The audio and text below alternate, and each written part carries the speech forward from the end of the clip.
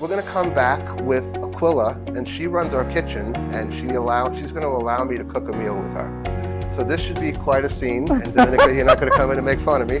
So, you know, when I asked her about it, she was so happy, and Aquilla is one of the most dynamic kitchen people we have company-wide. Absolutely. So when I got a chance to ask Eric if he'll come here, so I got a double.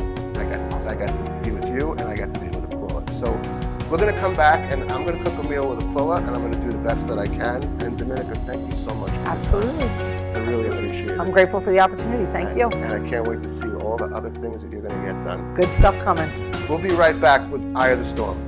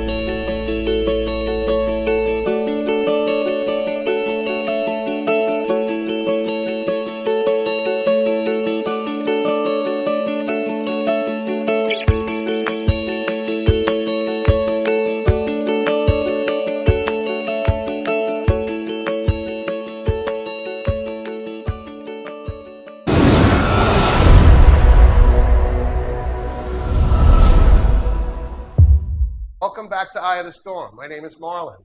We're filming on location at Bracebridge Hall, and now I'm in the kitchen, cooking with Aquilla. You don't want to miss this one. We'll be right back.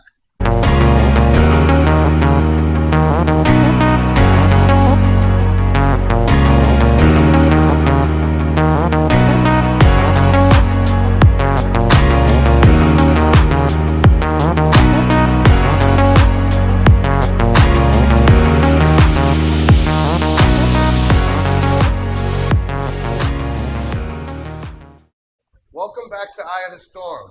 My name is Marlon, and we're filming on location at Bracebridge Hall, right in the kitchen with Aquilla Thomas. Yes. So Aquilla Thomas is the Senior Dining Services Director with Unidyne. Dining Service Director with Unidyne. Yes. So if anybody doesn't know, we contract Unidyne to prepare all meals for our patients. They are the experts, and we trust them implicitly. So I want to ask you a couple of questions. Sure. So we have so many patients that come in through the door. Yes. And I know that when a patient comes in, they're always not forthcoming. Yeah. I can't eat this, I can't eat that. They're usually saying, I can eat everything, right? How do you get your information and identify when someone has a special diet? Well, it's done through nursing. It's done two ways.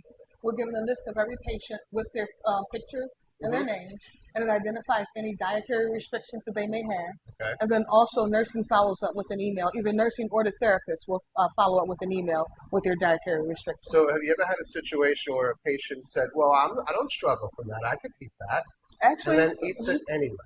Actually, so far, no. Okay, so you're Knock able on wood. to redirect them. Yes. Because I know that we can't make them listen to us. Mhm. We can't make them stay in treatment. We can't make them follow a diet. We can only strongly suggest. Yes. Um, And educate. so you haven't had patients that eat whatever they want and then get sick and then say, well, maybe I made a mistake. Well, no, we've actually had patients that came here and didn't know that they were allergic to something until they got here. Yeah. But otherwise, we have a strict regimen that we run here where we try to ensure patient safety when it comes to food. I also make it a point to meet every single patient that comes in the door and discuss with them all of their dietary requirements. So I know that you do. Yes. So the reason that I really wanted to be with you is because of your interaction with the patients. Yes. I have never seen anybody who is of not direct care give so much care. Thank you. You know, it's really, it's not just me that says it. You know, so I talk to the patients and I ask them, you know, are you happy here? You know, are you happy with the people in the kitchen? Are you happy with your therapist? And right away, I love Aquilla. Oh, thank you. You know, and for people that are struggling out there and they come into such a foreign place, right?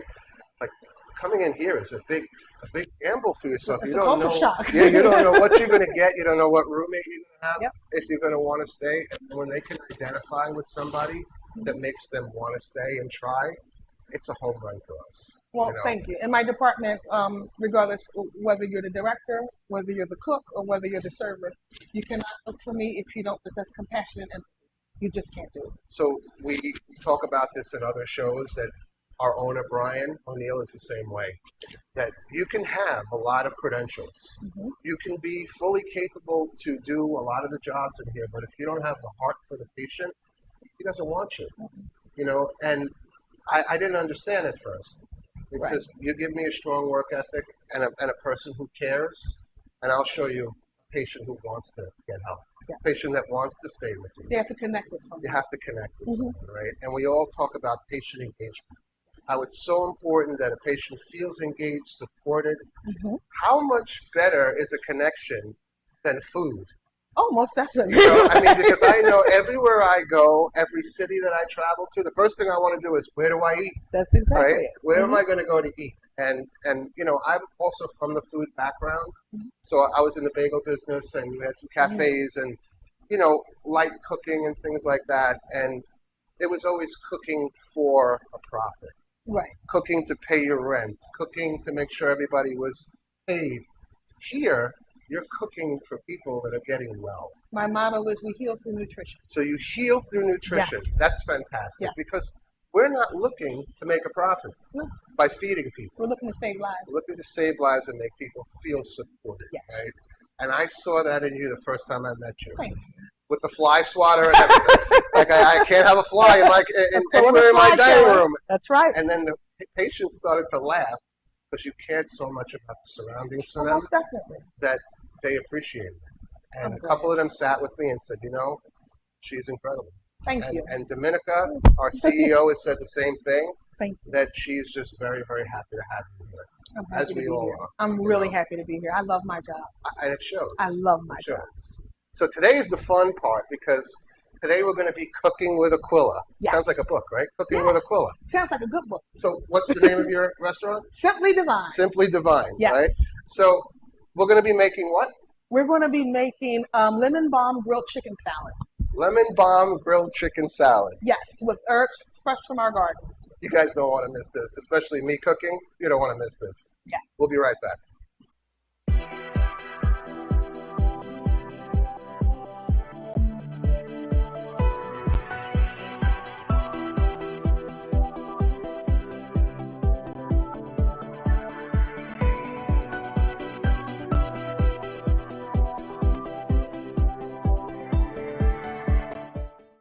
Welcome back to Eye of the Storm. Yes. We're filming right here in Bracebridge Hall, Cooking with Aquilla. Yes. All right, so Aquilla, you're going to have to walk me through this Okay. because I don't want to make a mess of your kitchen. All right. And I see that you separated things. Yeah. Is that because you think I'm going to make a mistake? I just want to make it a little easy for you. You want to make it easy That's for me? all. All right, I That's all. understand. And I like order. I don't like No, mess. I so I want to understand. make sure it's nice and easy for No, you. I'm a little all over the place myself. So, all right. So tell me what you want me to do here. So the first thing we're going to do is prepare the marinade for the lemon balm marinated chicken. Okay? So I'm putting the chicken in the bowl. Here, Not right? yet. Not yet. First, you're going to prepare your marinade. Okay. Okay? So you can start with your oil. Okay. So is there a reason that it has to be in order this way for the marinade? Or No, it everything doesn't can have to be in order this Okay. way. It's just the way I like it. It's the way she likes It's it. the way I like it. Okay. So we need oil. Okay. And then you can put your garlic in there. We Okay. have some minced garlic. I don't want to make a mistake here. Minced garlic. All right. Okay. Okay. And then you can just, to taste, salt and pepper. We already have it pre-mixed. Don't put it all in there, please. So then how am I going to, you have it together though? Why don't you just pull out a few pinches? Okay. Already being Can your difficult. grandma pinch? Already You being want to pinch? difficult. Yeah, pinch. Okay. There we go. Just All a right. taste. Okay. And All then right. we have some fresh lemon juice here. All right. All right. And we have some lemon zest. Okay. Lemon zest. We're Yes. getting fancy now. And we have my favorite here, which is the lemon balm and fresh rosemary from our garden here at Bracebridge Hall. So let's talk about that for a second. Yes. So all of the herbs and spices are grown here? All of our herbs are grown here on site. Yes. Okay, what do we have? We have lemon balm. We have fresh oregano. We have rosemary. Oh, goodness. We have lavender. We grow any vegetables in the garden? Not as well? yet.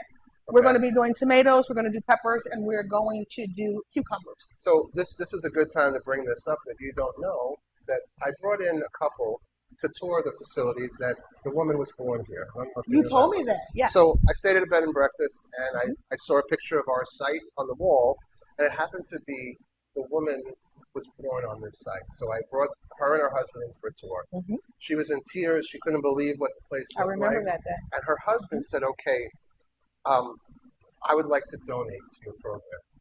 And we started looking around. There was some farm equipment that he could use that we don't use anymore. Right. I spoke to the higher ups, and they said, please donate it to them. They're, Nice. they're neighbors of ours. Let's just donate it to them. So he's got his checkbook out, and he's saying, all right, let me write you a check. And I thought about it for a minute. I said, anybody could write a check. I said, what else are you willing to do?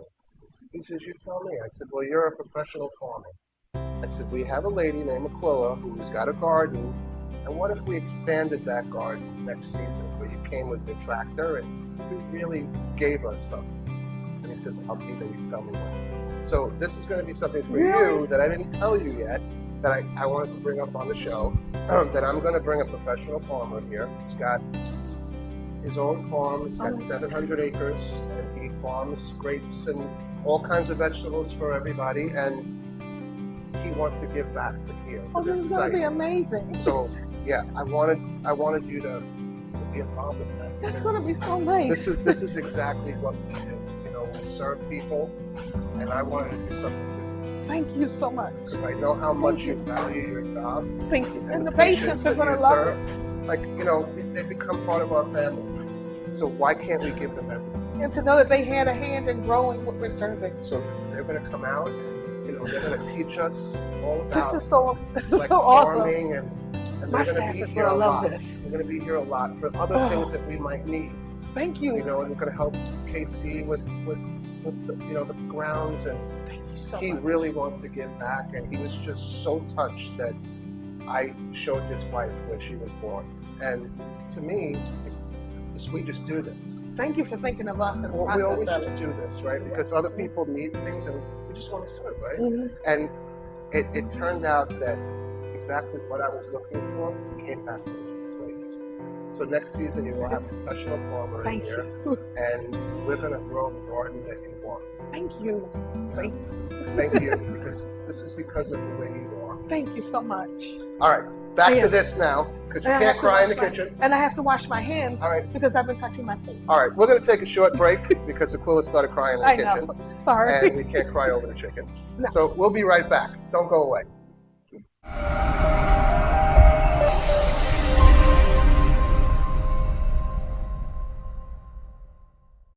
Welcome back to Eye of the Storm. We're in the kitchen with Aquilla. Aquilla, you got yourself together now? Yes. All right, I didn't mean to make you that upset, but I wanted I'm not to. upset. I'm happy. Yeah, I Yes. wanted to give you something that you deserve. Thank you. know, and I appreciate it. we We all all just do. try to do the right thing, right? To just keep pushing forward, and just keep our karma clean, and Be just yourself. be yourself, right? Mhm. Absolutely. So we're back to this meal, Yes. and I am the rookie in the kitchen, and Aquila is going to be, I hope, guiding me through this. You're going to get dirty. That's all right. All right. All right. So what am I doing now? So now you have your marinade. hmm Some people use a spatula. I say use your hands. Use my hands. Put your hands Okay. in there and mix that up. Clean real- gloves, clean everybody, just so you gloves. know. Okay. Mix your hands up in there Okay. real good. Mm-hmm. All right. Okay. And now you're going to take your chicken breast Mm-hmm.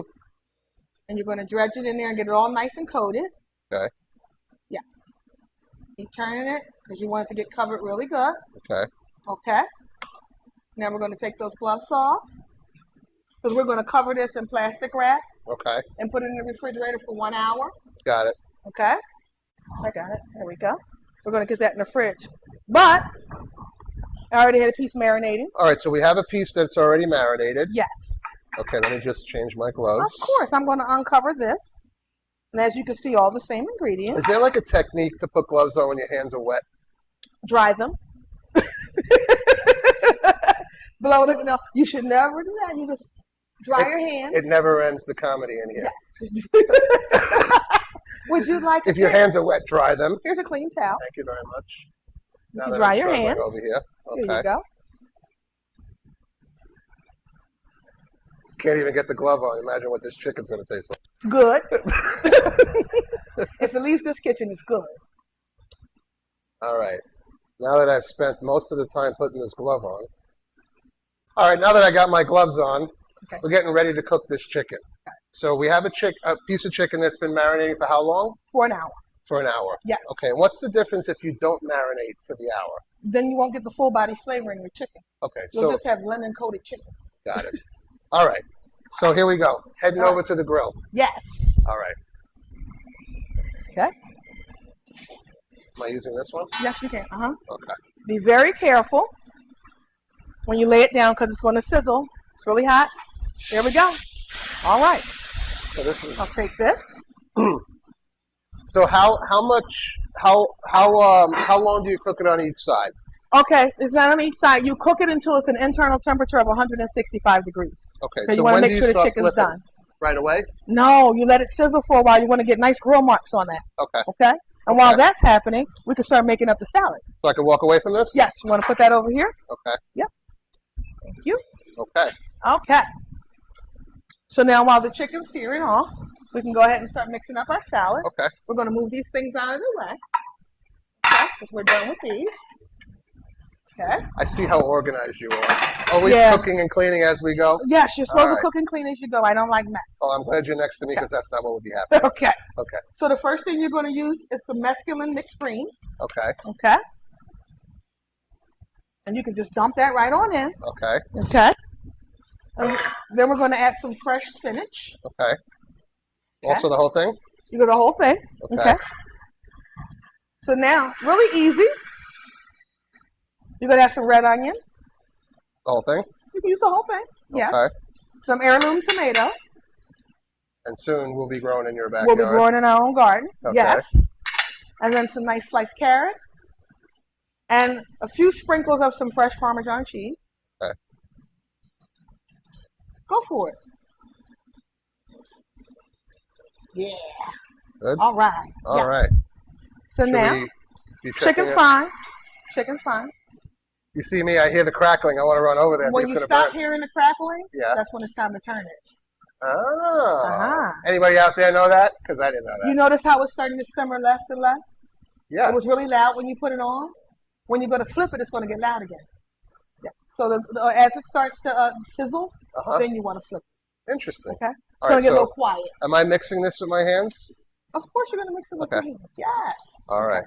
So then what we're going to do, once you finish mixing it, Uh-huh.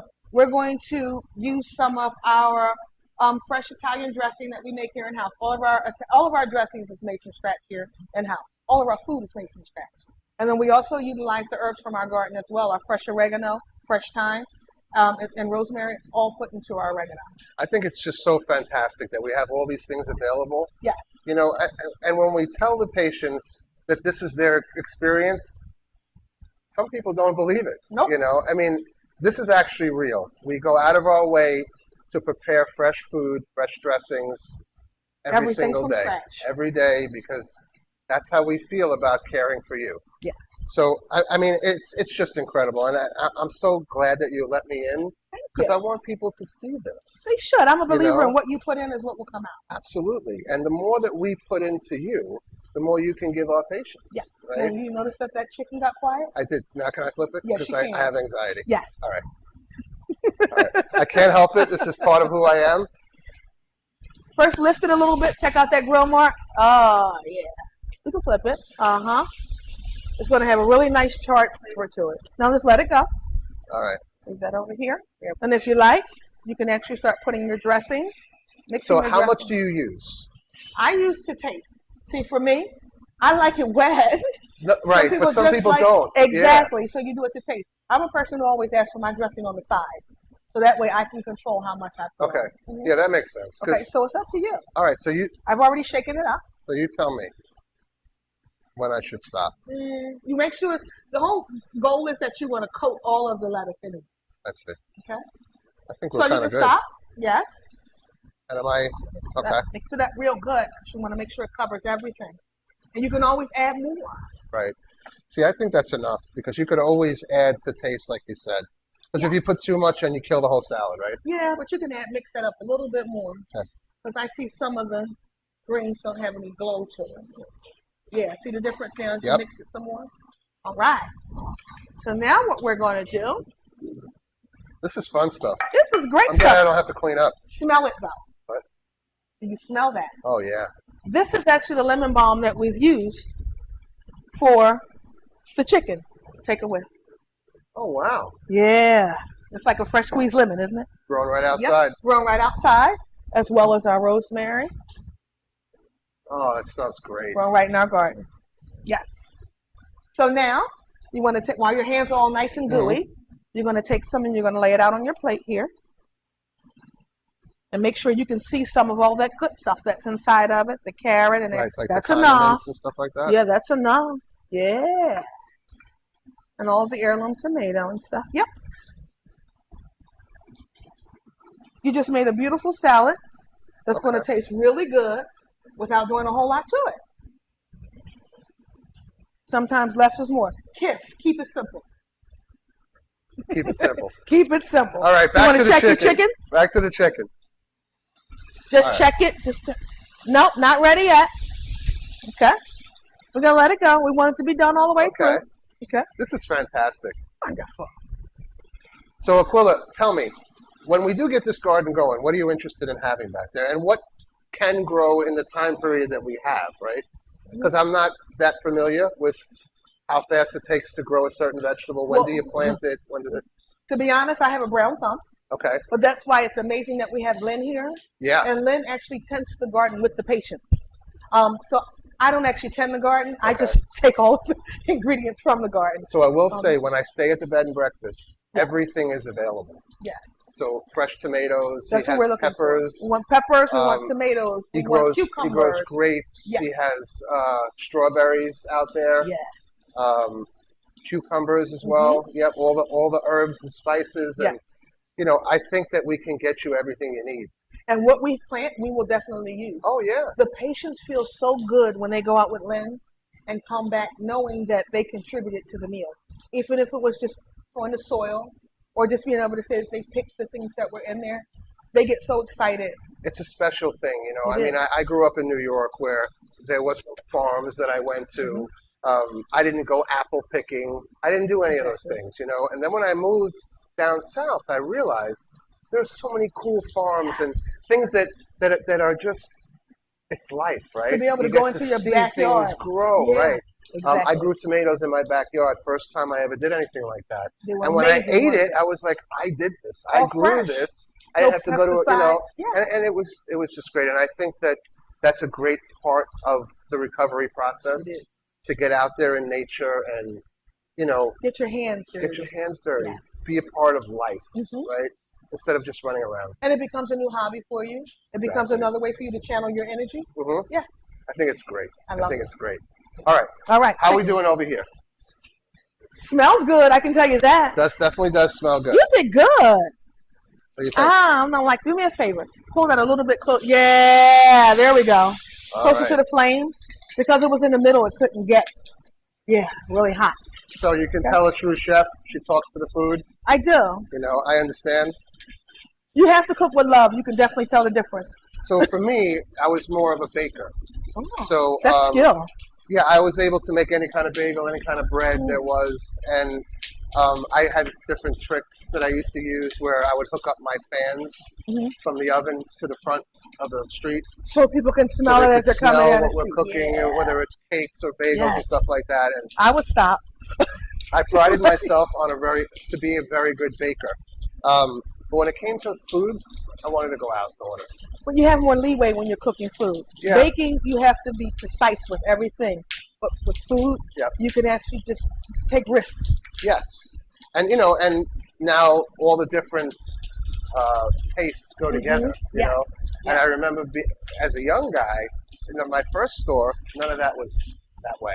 No. Like they weren't mixing savory and sweet. No, now savory everything's bold. Now Yeah. Yeah.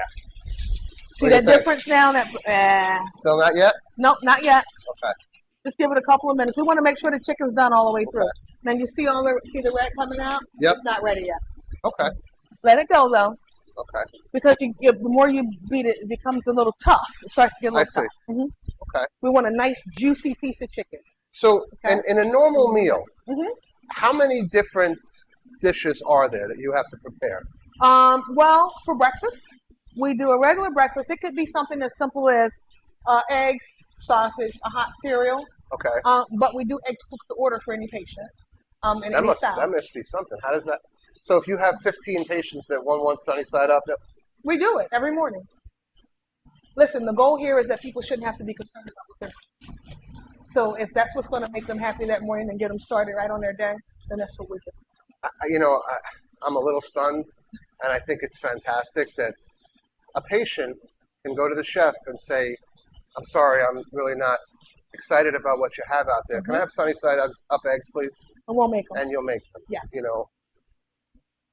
It's just, see, these are the things that I find our company to excel in. Yes. Customer service. The flexibility. We care about where you are. We appreciate that you took the step to come in. We'll make you the eggs. We have patients that come and say, "Hey, I haven't had mac and cheese since my grandmother died." Mac and cheese goes on that menu. We have people that come in and say, "Hey, I want pizza." We make pizza. So you were saying that, that the patients can suggest a meal. Yes, they can. And if it's doable, you'll do it. We have a patient who's here now who loves creme brulee. Next week, we're making him creme brulee for dessert. For everybody, not just him. And then there are times when I've had a patient who picked the menu for the entire day because she was going to be leaving the next day. So we named it. We named the entire menu after her so that all the other patients would know that this was her selection, and we served it all throughout. So I want to let everybody know that the patients talk after they leave. Yes. And their satisfaction with the way that we treat them, the menus, just the facilities themselves, and the actual care that goes into everybody in this building. And we always get high scores because we will do what it takes to make you comfortable. Yes. So you can learn about how to stay sober. You can focus on things. I think that's fantastic that you'll do orders. We do. We have a standard menu for lunch and dinner. That it's a 4-week cycle, and it's done at every RCA. You can go to any RCA, unless it's a celebration menu. The menu is going to be the same at every RCA. But that second entree that we offer the patient is based off a patient request. So if a patient requests it, if we can honor it, we do so. I think that's great. That chicken's about ready. All right. Before I burn the chicken, we're going to take it off. Yes. Let's flip it one more time. Let's check together. Let's check those marks. Yeah. See the difference from when you put it on the flame? That's ready. All right. Here we go. There we go. All right. Let's go. So now, in our kitchen, before you can cut anything, you must put on a cut glove. So what hands? The glove is going to go. You're going to cut with your right hand. Yep. The glove's going to go on your left. All right. So let's explain what these gloves are. We're very safety conscious. These gloves prevent you from cutting yourself in the process of using the knife. So a knife cannot go through this glove. Yes. Okay. And so you have to put another glove on over top of it, though, to keep it clean. Okay. So I put an extra. I will put the next size up. Yep. A sanitary glove on top. Yeah.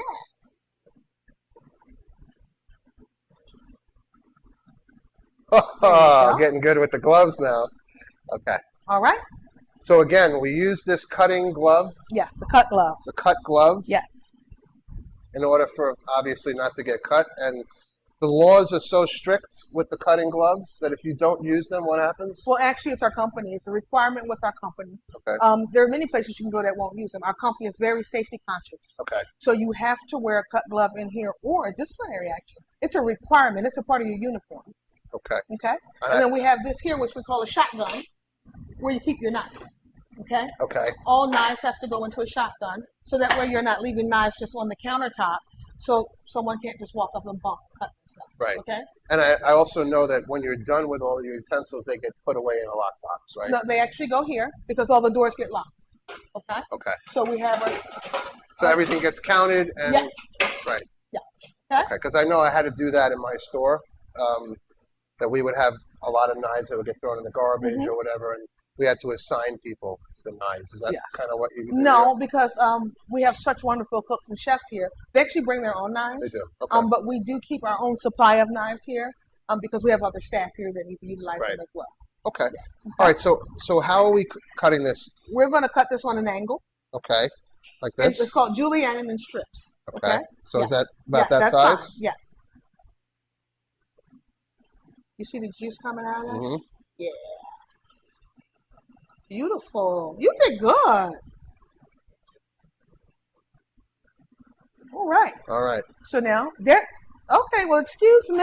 Then you're going to lay that on top. And that is Marlon's finished product there. Everybody see this? Isn't that beautiful? Everybody see this? Not going to be perfect like Aquila's, but It smells amazing. I think for a first shot, not a bad. Well, we're going to try to get as close to home cooking as possible here. You can make this at home. Easy. That's tasty. This was fantastic. We're definitely going to eat this. You know what, Aquilla? I got to eat this. You said that it looks good? Yes. I can't wait. We got to try this. Up the stuff. Okay. Should I be taking these gloves off first? You can take your All right, gloves so off. let's take all these gloves off.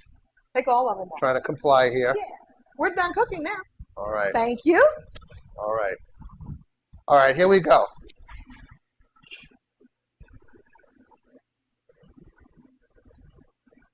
Excellent. Excellent. Thank you again. Thank you. We definitely are lucky to have you, Thank you. and so are the patients. Thank you. We're very lucky to have you, and I hope that everything continues this way. And next season, I'm going to get you the garden that you want. Thank you. I promise. So We just try to get better and better every day. I think that we're on our way. Thank you. And for the patients, I want to thank you also because you have the highest patient satisfaction in the company. Thank you. So Thank you. thank you. I again. love my patient. Thank you. My name is Marlon, and this is Eye of the Storm, and I've been cooking with Aquilla. I hope you enjoyed the show. I'll see you next time.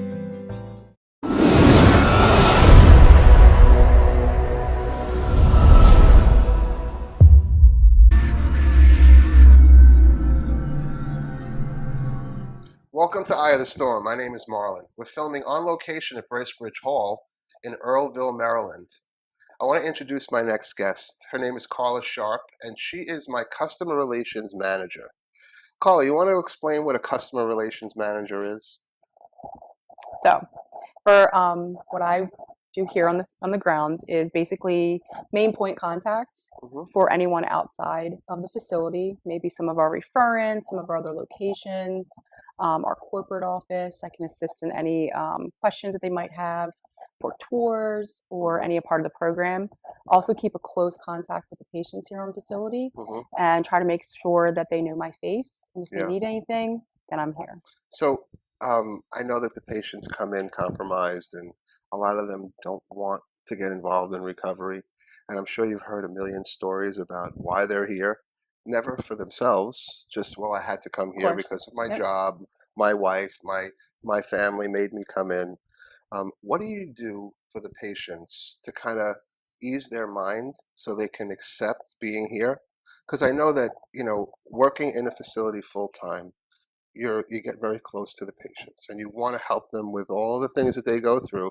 But some of the stories that they tell are kind of far-fetched. And we want to break down, the walls of what's reality Right. and, and what's not, and what can we do to help them. So what do you do for the patients to make them feel comfortable with you? So when I first meet anyone, the number one thing for me anyway, whether it's here or anywhere, is just talking to someone eye to eye. You know, Hmm. I walk through the facility and I say good morning to everyone, whether they're at breakfast or they're talking with another person. I'm Hmm. always just saying hello to everyone. I don't like anyone walking past me without me saying something to them. So I've also noticed by walking through the hallways with you that you know everybody's name. I know everyone's name. And when I was at the lighthouse full time, I knew everybody's Yep. name, and it was important to me to address someone. I think it's I, just human. you should know that Yep. person, right? And that person feels comfortable that they can talk to you, and you know their name, you know their story, Yep. and I think that I've always wanted to commend you on that, because even when you were a receptionist, Yep. they used to surround the desk because they felt comfortable being around you. Yep. And I think that that's the most important message that we want to get out there, that it's about engaging the people that are here. This is not an easy thing to do, and I commend anybody that walks through that door. But the thing is, how are we going to support them when they're here, going through the highs and lows? You can't just leave them by themselves. Right. You can't not address them and say, good morning, how are Right. you? It makes a difference. Yep. So, the reason that a lot of people don't leave treatment here is because of the engagement that we Yes. give the patients, and um, I have to commend you for that, Thank because you. that was one of the reasons why you were selected Yeah. for customer relations. That, we had a vacancy and we were going through, do we look for someone on the outside, or is there someone right under our nose that the patients already love, right? And for me, it's about your work ethic and your heart, right? When we were doing interviews, and people would ask me, so what do I have to get this job? And I said, I don't understand the question. You can't. I don't understand the Yeah. question. Do I need a master's degree? Do I need a PhD? You need to be focused on the mission at hand, right? Do your best for the person in front of you, and of course you're going to need to learn all these other things that go along with the job. But you had the right stuff from the beginning because you cared for people. Right. And I know that you worked in Union Hospital for many, many years. Yeah, I did. And when you and I first talked about this job, I said, are you sure you want to go? Because I don't ever want to be the person to say, leave something you've done for 16 years. I don't know if there's a pension, there's the union in Right. place. And we at RCA, we don't look to sabotage people's lives. Right. We look to enhance their Right. lives, right?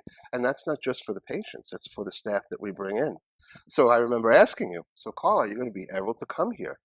And you said to me, this is what I want to do. Yes. How did that happen for you? And when did you decide to walk into Bracebridge and said, I would like another job? Yes.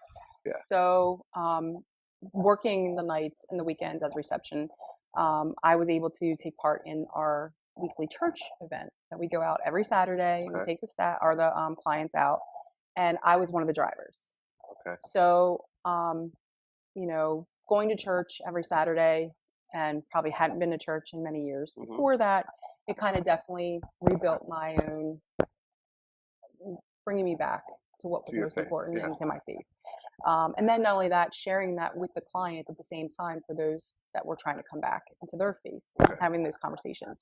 And one day we were coming back, and in my van that I drove, I pretty much drove all the females. Mhm. And every day when we get to the top of the driveway, I would say, name one thing that you're just grateful for today. And everybody in the van would go through it. And in just listening to some of it on one particular night coming back, it just kind of hit me. I'd like to say it was higher power that Mhm. just said, this is where you belong. You're making a difference, and they're making a difference in your life. I've always said that we are all on each other's journey, Mhm. no matter what part of the time of our lives. You're going to be on my journey just as much as I'm on yours. And I wanted to make sure that I'm in a positive way of being on someone else's journey. And that's why I made that decision. So I think that's awesome, because a similar thing happened to me in New York. I was on Fifth Avenue, another argument with a cab driver. That was my whole life, fighting over parking spaces. And, you know, you become a product of your environment, right? It wasn't who I was, it's who I became, just like the patients who were struggling, right? And then I got a phone call. saying, you know how you're always ending up in a shelter trying to serve a meal or giving someone your jacket? Says, how about if I teach you how to help? And I did not understand what that meant. And I said, I have an opportunity, and it was this to come to RCA, and I'm going to teach you how to help the people that are fighting for their lives, you know? And I sat with that conversation for a couple of days. And again, I'm driving back into Manhattan, and I get another phone call. Are you ready to take this challenge, right? And you think about it. This is my midlife crisis, you know? What am I going to do? Leave a city or leave what I know, and that's all I know, right? And this something came over me, and I'm not sure what it was. Maybe it was an intervention, Yeah. you know, and a light went off in my head, and I started giving away my clothes and my furniture from my house and packing up everything just to give it away and not selling a single thing. You need it, just take it. I don't want anything for it. And I just left.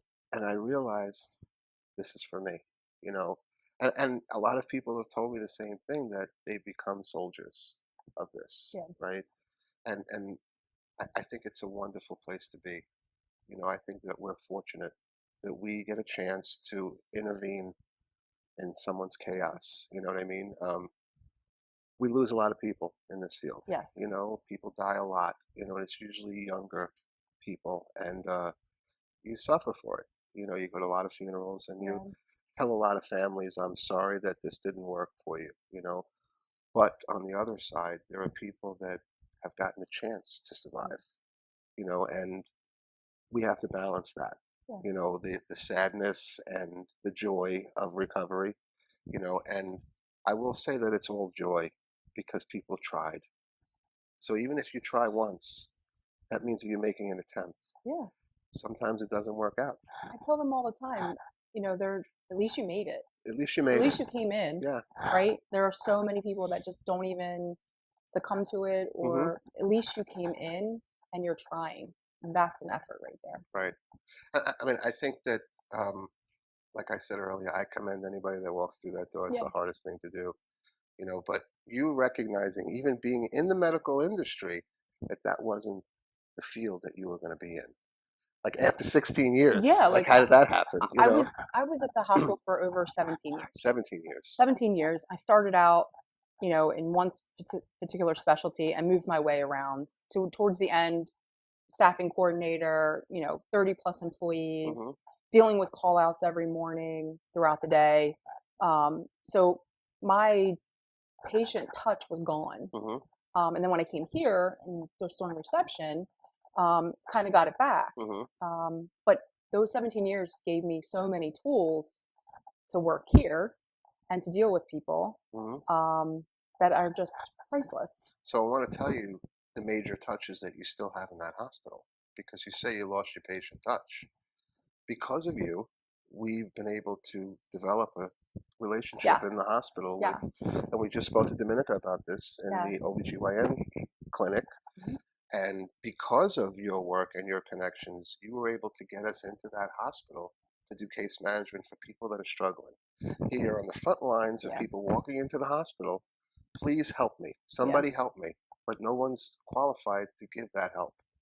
You got tons of medical professionals, but they're not substance abuse professionals. So the sad part is, for me, what I figured out from working here Hmm. at the same time as working there is that even though we're in the medical field, um, we lack a lot of education Hmm. on addiction, Sure. and the stigma is still there. So even as far as the client or the staff doesn't know how to handle someone, so it was good that we're able to get in there and provide Hmm. someone that can help everybody. Well, and we're also going to educate, right? Because you said there's Yes. a lack of education, and we talk about this all the time, that when a doctor gets his degree, the amount of education on addiction and prescribing to addicted people is very limited. Right. And it's not because the doctors don't want to learn it. Right. It's because it's not really readily available.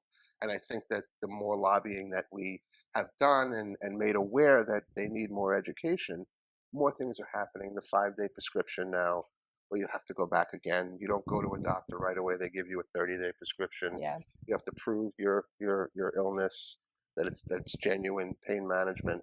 We still have a long way to go, Right. but getting people inside a facility like a hospital to educate the staff and help the patients is such a win-win, Huge. and you had such a huge part of that. So I think by you coming here, you gave them even more. Yeah. Well, the thing too is that I didn't leave there, on bad terms. Mhm. I mean, I just still wanted to keep those connections, and we all need to work together. Absolutely. We're all in it together. So we can't do this by ourselves. Right. And I'm talking to Charla Sharpe. She's our customer relations manager at Bracebridge Hall, but spent 17 years in Union Hospital. Payroll manager, Staffing coordinator. staffing coordinator. Well, I'm very glad that you're with us, and I'm glad that you accepted the offer that I Me gave too. you. There's a lot more things for you to come. We're opening up in so many different places, and we're going to need your expertise everywhere, and I appreciate you. Thank you, Marlon. Thank you for your time. I really appreciate that. Thank you. Thank you for listening. This is Eye of the Storm, and my name is Marlon.